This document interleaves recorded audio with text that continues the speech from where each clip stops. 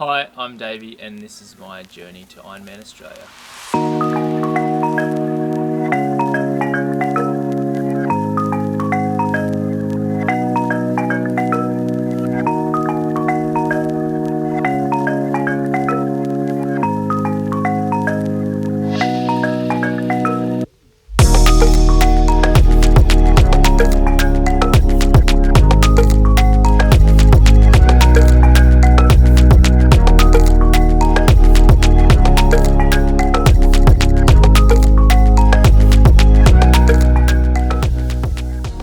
I wanted to do an Ironman. I started training. I met a guy in Canberra, Gary, and he had done an Ironman or two, and he had convinced me to get out and do a couple of rides with him. I'd sort of just started riding myself, did some mountain biking, then wanted to do some road biking, maybe do a triathlon or two, like sprint distance. And Gary had done a couple of Ironmans. He convinced me to go out with him, do a 100k ride after I've been riding on the roads for about 2 weeks. And then, I guess he sort of inspired me to want to do one. I think it was about maybe a month or so after that, got a program together and started training properly.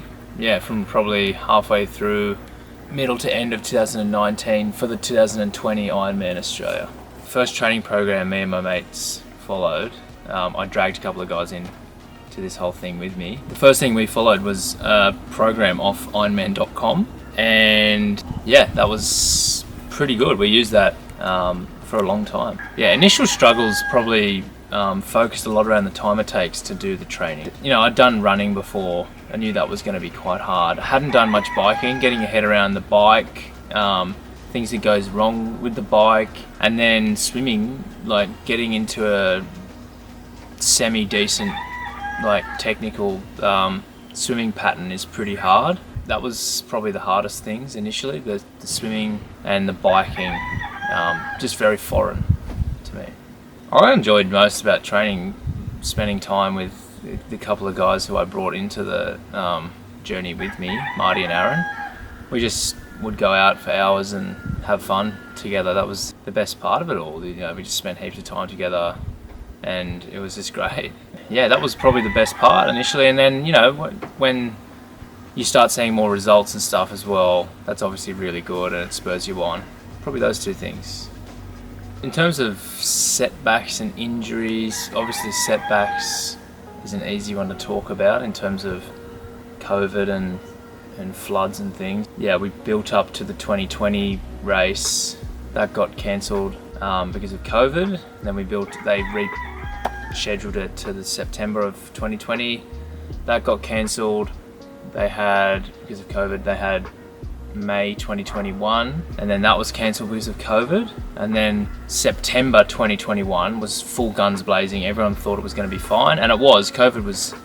There was no Omicron yet, and it was all fine. And then, something else happens out of everyone's control. Floods just smashed Port Macquarie, and we had no chance of doing a race, obviously. There's some setbacks, but also in terms of injuries and stuff, I actually haven't really had any injuries. I think it's because I had a good base of strength, mobility already, and then adding lots of running and stuff on top of that. It does pound you, but if you just keep up the mobility especially and some strength, that's helped me heaps, and I luckily haven't been struck by any major injuries.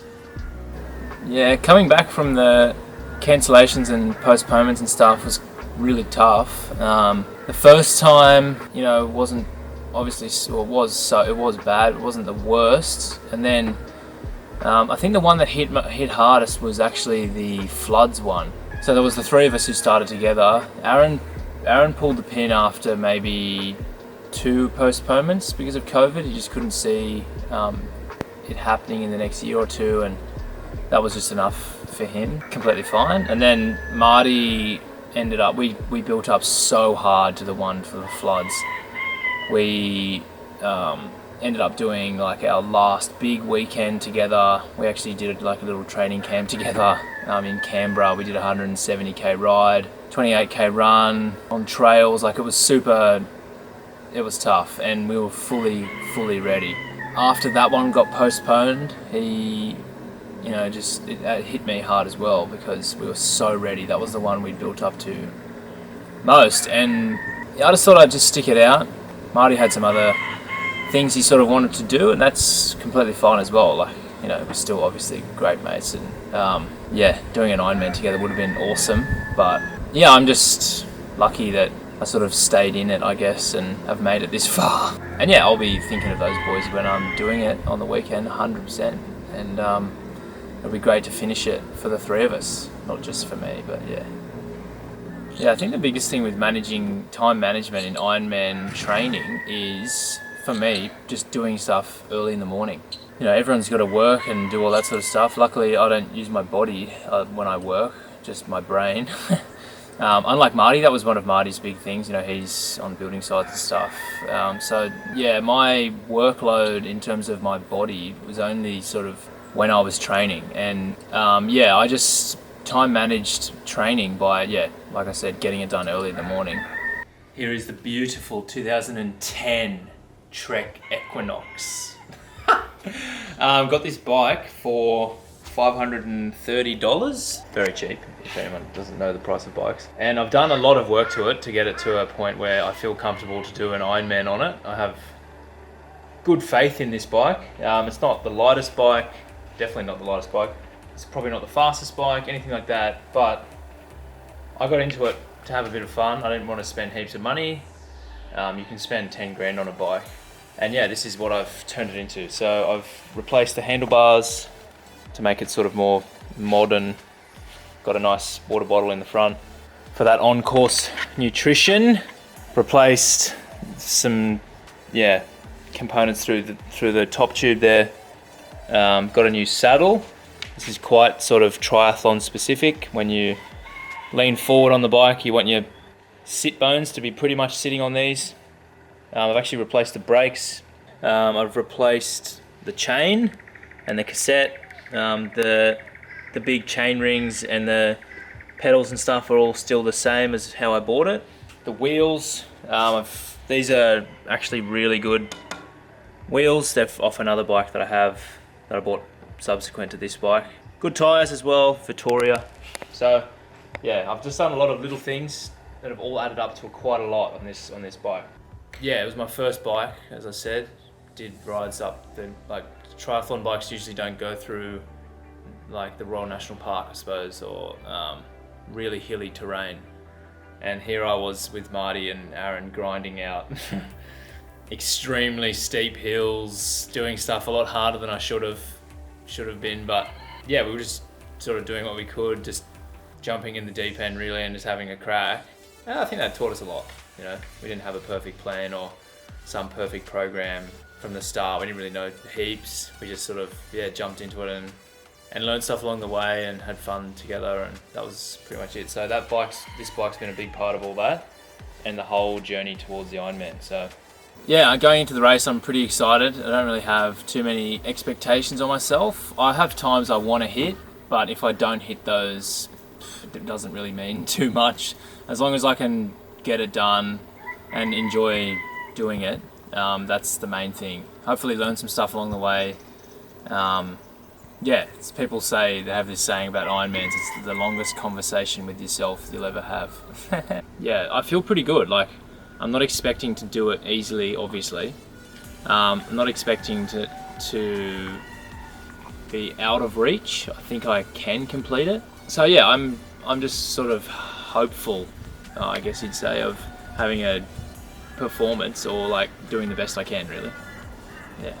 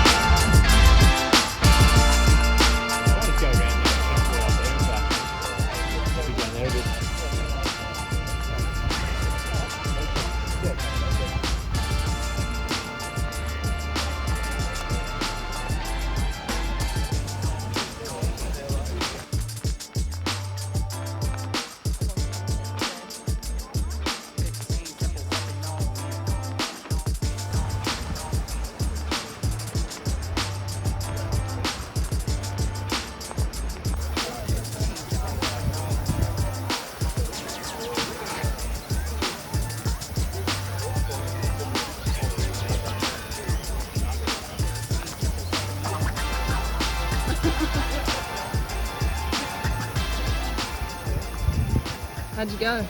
Yeah, that was great. It's good. We didn't know really the course that well, but we had a good sort of sighting of the whole boat situation and like sort of where the course goes. So we're up here in Port Macquarie. It's the night before the Ironman. As you can see, just gone to the expo and everything. Checked the bike in, put all my gear in for the overnight storage sort of component. And yeah, gonna put my little race tattoo thing on in a bit and have a big dinner, and that'll be it. So that's tonight.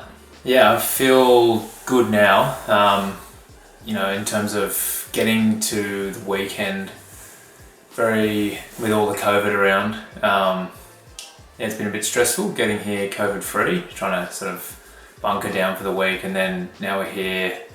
It's definitely happening tomorrow. Sort of starting to really sink in. Real. A lot of anticipation, a lot of nerves. No expectations really, but hope for execution of a good race. Yeah, that's it. Feel good. Tomorrow I'm aiming for under 11 hours. Really ideal race would be 10 hours and 30 minutes, around that. And then yeah, optimal goals around under 11. Yeah, and initially when we started training we wanted to get under 12. I think I've done enough to get around 11, and if I have a good day it'll be 10:30. So yeah. So the race plan, there's a lot to it. You know, 3 different legs, each is quite long. So race plan, yeah, there's just a lot to it. So the swim, gonna start reasonably hard and then find a good rhythm, like I normally would around Shark Island at Cronulla. Try and carry that through 3.8k, and then on the bike, quite hilly at the start for the first maybe 20 minutes, 15 to 20 minutes. So we're gonna take that reasonably, not easy, but steady. And then there's a couple of sections where you can sort of push the pace. So I'll probably do that, just riding to feel, sort of having legs that are not screaming at you, but you're not doing nothing as well. Heart rate should be okay on the bike, usually around 140 for about an Ironman effort. And then on the run, well, going back to the bike, it's 2 laps. So the first lap, you know, you're not gonna smash yourself completely knowing there's a second lap. So the second lap is gonna just try and be as efficient as possible. And then yeah, the run is 4 laps. See how we go, I suppose. You know, the first 2 laps will probably be not easy, but you know, they'll be, well, maybe not comfortable, but they'll be doable, and I'll be in my sort of comfort zone in a way. Come the 3rd lap, from 20 to 30k, that's where it's gonna start to really hit me, I think. And then 30 to 40 is just about, I don't know, just finding anything you got to keep moving and just finish the bloody thing. So I do have pacing strategies on the run, like around 5-minute Ks, heart rate around 150. But you know, that could all change. It could feel terrible, or that could feel amazing and go faster. So you know, it's going to change a bit based on feel on the day. But yeah, got a bit of a race plan, pretty big, but yeah, we'll see how we go. Yeah, my strength tomorrow with the Ironman will probably just be the swim, I reckon. My swim's probably better than my bike and run in objectively. Yeah, like my swim is my most sort of comfortable leg, I reckon. It is the shortest as well, but I do feel most competent with swimming. I'm dreading tomorrow a few things, you know, like on the bike, hitting the wall and sort of not wanting to keep going. That'll all happen, I'm sure. And the run, you know, just what if like I just bring up a little injury, or who knows what'll happen, and I'm 20k into the run and the only way you think you can finish is by walking, you know. So I'll finish it. Like if I have to walk 20k, I will. But yeah, I'm just dreading things out of my control a little bit, even though you shouldn't really. You could do it. You should do what you should to try and mitigate whatever's happening out of your control. But yeah, I'm sort of, or people crashing around me, or like people losing water bottles and stuff. That's what I'm dreading most, actually, is other people on the bike. The bike is where you can crash and end the whole thing. So I'm most looking forward to the last K. The last K for sure. Like just that feeling of like having 5 minutes to go and being able to look back and just give a brief like sort of recap to yourself of the day, and realizing you've done it after all that time and preparation. So yeah, I'm looking forward to the last K a lot. Final thoughts, I hope the weather's good. It's meant to be pretty good. Yeah, I hope that all the training I've done shows itself tomorrow. Like, yeah, if it does, I'm sure I'll have a fun day and have like a great time. And yeah, that's about it. So yeah, I suppose we'll see you afterwards for a bit of a race recap. And yeah, that's it.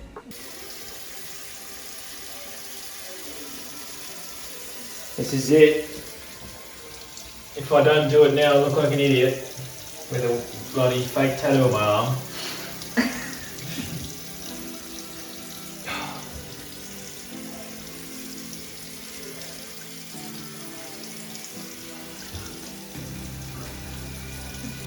Tomorrow's the day I do a really silly big triathlon. And then it can stop being such a big focus in our lives. No, it's been balanced, but yeah, after this long, it's going to be good to tick it off. Yeah.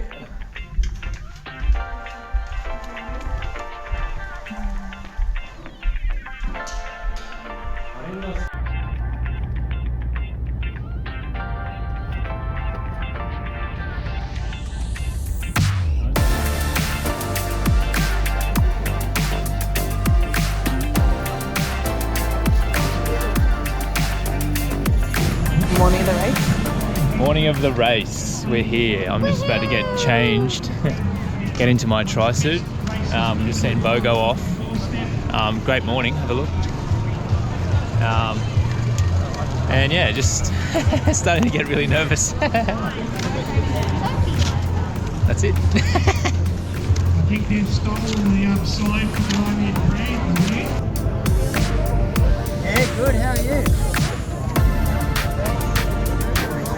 Many years of training.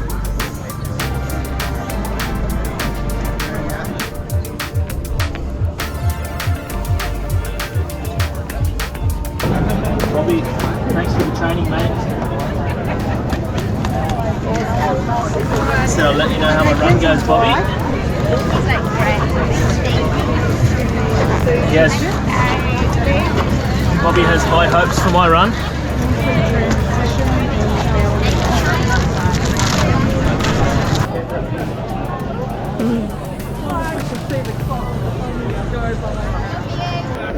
Let's do it.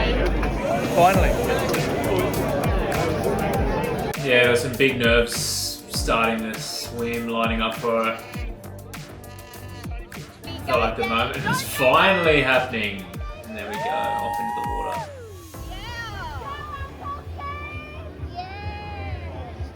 Yeah, I remember starting the swim, actually running into the water was quite surreal. It's finally there. And so the swim was good. It's a 1 lap course. It goes down through the Hastings, over a weir, back up around a whole bunch of boats, and back into shore. On the way down, we were swimming with the current.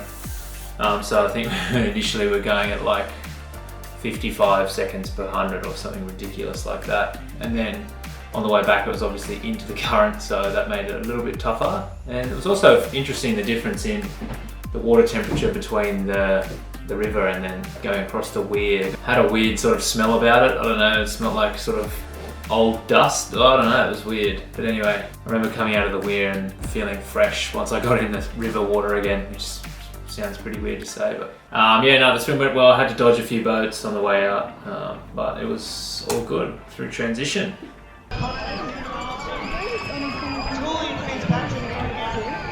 Mark O'Connor is currently sitting in first in the females 55 to 59 age category.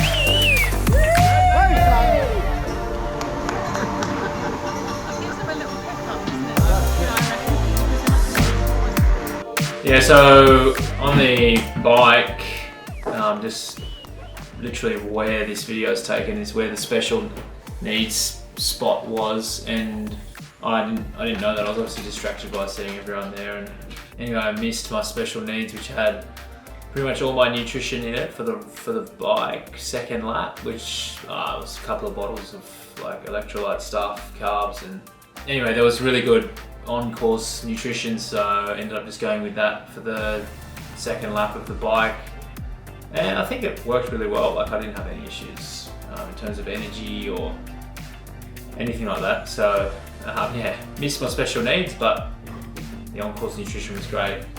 You hit that first 8.5k out of town again, and it was just so tough, and getting out of town for the second time, I honestly, my legs just, they were just completely shot. But I don't know, once you get to the top of that 8 and a bit K and then realise that it's flat for ages, maybe a couple of sort of rolling hills, and you can sort of just get back into like a rhythm out on the flats, it does make it easier mentally. But wow, at the end of that 8.5k on the turnaround lap, I was in a dark place.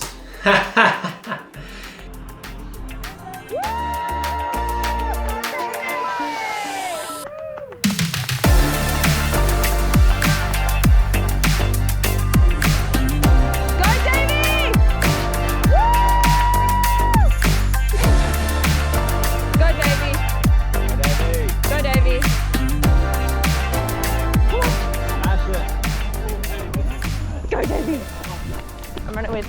Go, go, go. Bobby. Hey, mate. That's alright. Keep going, one more lap. Let's go, let's go. You got it. See you soon. I was about 27k in, I reckon, before I had any problems. My plan going in was to walk the aid stations. I'd never done a marathon before this, so yeah, I didn't really quite know what to expect. So anyway, I was planning to walk the aid stations and hopefully average around 5-minute Ks. That was been absolutely ideal scenario, and I was right on track, maybe even a bit under that. Then about 27k in, I think I just had too much food or like too much sugar or something. I don't really know what it was. Anyway, I couldn't do anything but walk and sort of like try and get up into my guts. Like, I had a big, like massive stitch, really like painful stitch as well. It was moving around a lot, so a couple of stomach cramp things. It wasn't anything crazy, probably took about 3 or 4 minutes to subside.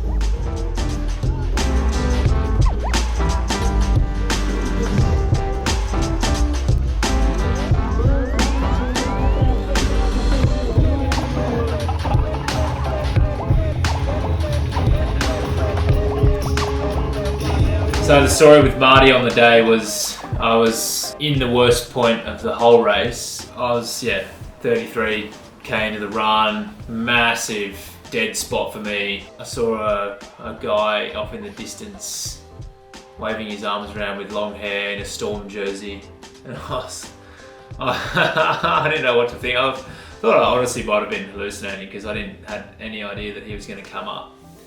And anyway, saw Marty, had a few words to each other, and I think we both ended up shedding a few tears. It was a really great moment, and yeah, it did spur me on heaps for the last 10k of the run.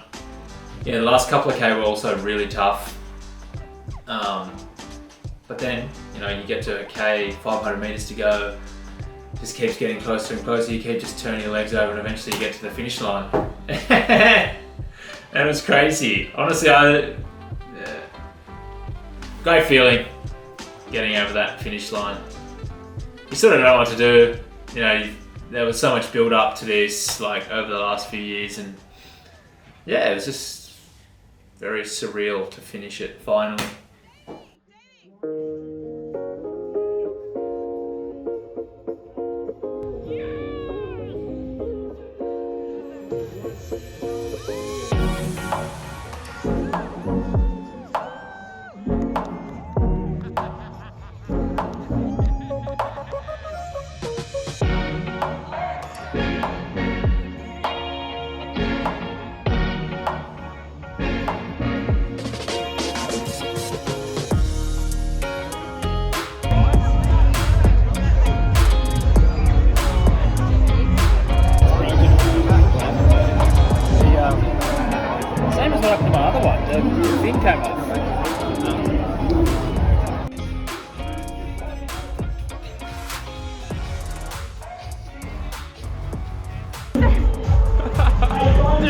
Austin, you are an Ironman. I don't remember them saying that, but it's nice to know that they did say it. You are Oh, and then we hit Macca's, obviously. Look at that, I'm in a shell of a human there. But we dug into some chips, burgers, everything. Oh, nuggets. It's very satisfying.